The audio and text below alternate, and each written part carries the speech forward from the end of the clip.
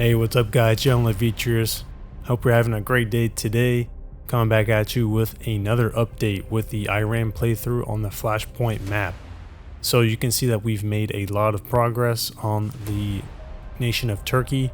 In our last video we talked about how we took Syria and how easy that was. And now we are pushing into Turkey and having some good success moving in and invading this country. So let's look in and see what we did exactly so I can kind of explain my tactics for this country, what I did with the nation of Iran, with the economy that I have, and kind of the play style that I'm using with this country. Let's zoom in and look at some of these units that I have advancing into Turkey. Some of the first cities that I have taken is this one here, can't really pronounce it, but right here. And then took this northern city. And I've also taken this city closer to the Mediterranean, but not right on the water.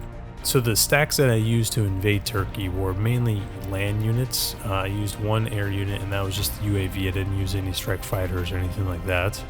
But the units that are coming in and pushing and taking these territories and these cities are main battle tanks combined with motorized infantry level 4.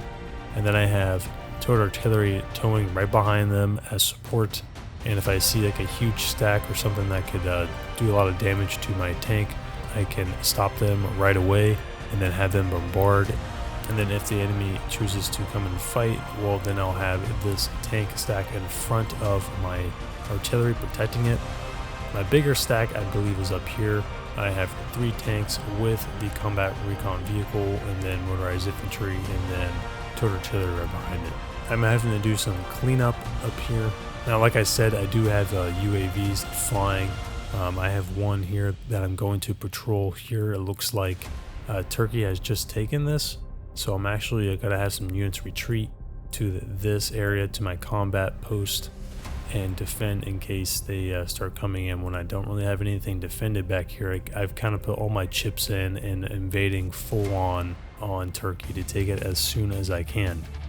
I've had one of my UAVs shot down by one of his air superiority fighters. One of my own air superiority fighters got shot down, so really I don't have any air support, but I'm not really too worried. I'm just going to keep pushing with these land units because I don't think he has the land units to defend himself. So best thing to do is just keep pushing and take the entire country into Istanbul, and then I'll have access to take the rest of Greece. So that's mainly it. It's just been a tank advance supported by towed artillery, and then just having some UAV support along ahead, just looking at the cities and seeing what the exact units are in that area. I do have my mobile radar, which is right here, just sitting tight, seeing if there's any bogeys, but nothing. So it looks like I can actually start advancing and take this city on the Mediterranean. And I think Turkey is mainly going to be mine. I'm not going to try to speak too fast here because you never know what can happen in conflict of nations, but it's been a very smooth campaign, just moving through, plotting through this area and taking. And then of course, when these cities here that you take that are smoking, rule of thumb is if you see a percentage of 33, 34, that's when you don't have to worry about revolts in any game. So that's talking about regular conflict of nation games, or the zombie games, or the Tides of War. So you have the Rogue Nation, you have the Chosen, you have the zombies, all those kind of units that take over during low morale. Just keep monitoring the percentage, and if it's at 33, 34, and also usually the smoke will stop appearing, that means you can move your units out. So once these cities are stopped smoking, I'm going to have about 4 extra units handy and just going to push, probably take this part so I just know I don't have to worry about any other units up here. I think I have enough just to take the rest of Turkey. Alright, so with all that said, let's look at the research tree and see what has occurred since our last video. So now I have the motorized infantry at level 4, and then I have the special forces I am researching level 1 at 46%, got 15 more hours of that. So I'm actually going to research these special forces. I'm going to use them for our enemies later. Looking at our armored vehicles, we have just the combat recon vehicle at level 1. Not really planning on leveling that up anymore. Have the main battle tank, going to level up this a little bit more, maybe a few more levels. I don't want to put in too much money because I want to spend it on other resources or other units. I have the towed artillery at level 2, and then I have the mobile anti-air vehicle level 1. Probably going to beef up this unit a little bit more as well. And then I have the mobile radar at level 2. I may level that up to level 3. It's going to be really handy for invasions because I do have UAVs, but the danger of UAVs is they can get shot down so easily because they only have hit points of 2, so it takes no time for the enemy to shoot them down at all, although they give you the exact composition of what you're trying to see, a city or a province. Mobile radar, though, not so much. I mean, it tells you there's something there, but it doesn't tell you exactly what it is unless it's in sight range. So although it does give you a warning, it doesn't give you the exact composition that you're looking at, whereas the UAV, you have a little bit more flexibility also because it's in the air, obviously, so you can fly it to areas quicker and get to areas quicker than the mobile radar. So those are the main differences, but I like the mobile radar a lot because it is very cheap, as well as the UAV, so you just have to kind of pick your poison with their recon. A lot of guys don't even use either. They might use the officer for the infantry for their radar, so it kind of just depends. And then I have no air units research at all and no Navy, nothing there. It's mainly been ground-based units for now, and then I will look into other units later on. Alright, so that's the update in this region and taking all of Turkey. And now let's look at the rest of the map and see what my allies have been doing. So Ukraine has taken most of Russia. He has a little bit more cleaning up to do, and he's getting closer to Finland, who is someone we're going to have to fight.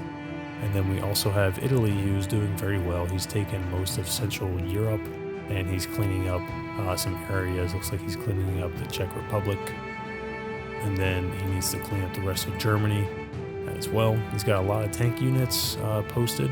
He's even pushed into the Great Britain region.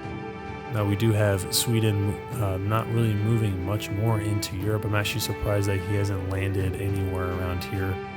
Perhaps he doesn't want more war, but he may be coming anytime soon. I do believe my guys are going to fight Sweden together. And that brings me to my next point, and that is the USA. The USA has taken all of this western area, Cuba, Haiti, and Canada, on these other regions here.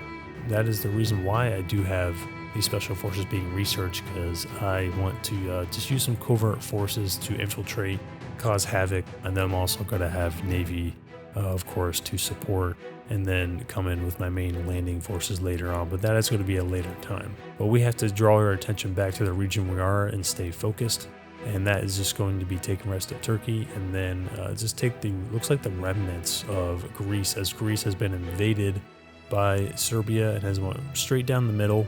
So it hasn't really taken any cities except for, I think this might be a Greece city, I can't really remember, but he's still got most of the cities here, so there's going to be units to fight.